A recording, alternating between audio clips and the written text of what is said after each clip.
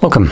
In front of me is a Samsung Galaxy A24, and today I will show you how you can hard reset this device through recovery mode. Now, that being said, I'll add that this process also allows you to get rid of a screen lock if you have one set that you don't know. Maybe your child set up a screen lock by just mistake and you lost access to your device. This will basically help you get rid of it. Now, unfortunately, the downside is it also gets rid of everything else. So something to keep in mind. And in addition to even that, there's one more caveat, which is that when your device is logged into Samsung account or Google account, it will become FRP locked. And just to explain what that is, it's a lock similar to iCloud. When the reset is finished and you're going through the setup, you will need to verify either the previously utilized screen lock or the Google or Samsung account that was logged in on the device. Now, if the device had a Samsung account logged in and Google account, it will automatically opt to Samsung. But if it had one or the other, obviously it's going to pick one of those, which was logged in. And if you don't know either of those, you kind of lose access to your device because you can never finish up the setup without providing either the screen lock or the account. Now, I also want to add that I would typically be recording bypasses for this, but number one, Samsung is a little bit more annoying when it comes down to this in general. So there might be a little bit of an iffiness if you're looking for such a thing. And number two, at least at the moment, I don't have any bypass for this specific phone. So you could try, if you really need that, to look up some other bypasses for older devices, but don't go too far back. So maybe like whenever this was released or whatever it's running right now, the newest security update, just look for some newest bypasses that were done for Samsung. They will be usually about the same. So when, for instance, one Samsung, it could be, for instance, the S23 Ultra as an example.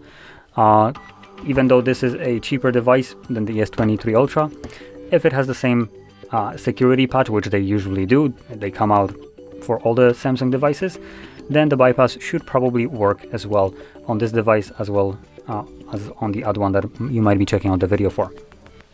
So just giving you a little bit of an info for people that might be interested in this later on. Now, to get started with the bypass, we will need to turn off our device, and Samsung is annoying about this, so if you try to turn it off, which we do need to hold, I think it's power button, volume up. Oh, which one is it? Yep, so it's power button, volume down. If you try to turn it off, it gives you this stupid pop-up. Now, the reason I consider this to be absolutely idiotic is because we can still turn off the device or reboot it by just holding these two buttons together for a longer time, which forcibly reboots the device and allows us to access recovery mode anyway.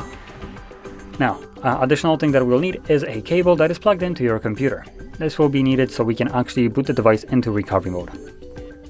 So the way this is going to go right now is once you start holding power button volume down, I recommend interacting with the display just so it doesn't time out, because when it times out, obviously it goes black, which is also the same thing that happens when obviously the reboot of the device starts happening. So you do want to interact with the display just so you know when it turns off, you know that the device turned off, not just the screen.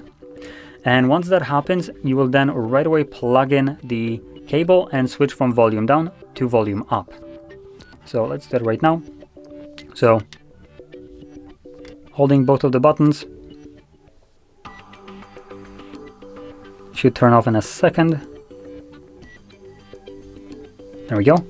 Power button, volume up instead of volume down.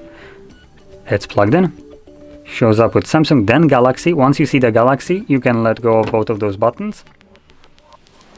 And this will then take you to the recovery mode. Now, once in this mode, we can unplug the device. It was only needed to get us into this. And in here, using volume buttons to navigate, you want to scroll down and select Wipe Data Factory Reset. Once it's selected, confirm it using your power button and select the second option, which for some reason became Spanish instead of English, but whatever. There's the second option. Again, confirm it. it's going to give you that it's formatting data, and then the last entry is data wipe complete, at which point reboot system now will be selected by default. So all you need to do is press your power button once again to initiate or set reboot, and simply wait for the process to finish up. Once it has, we'll be presented with Android setup screen. So I'll be back once that is visible for me.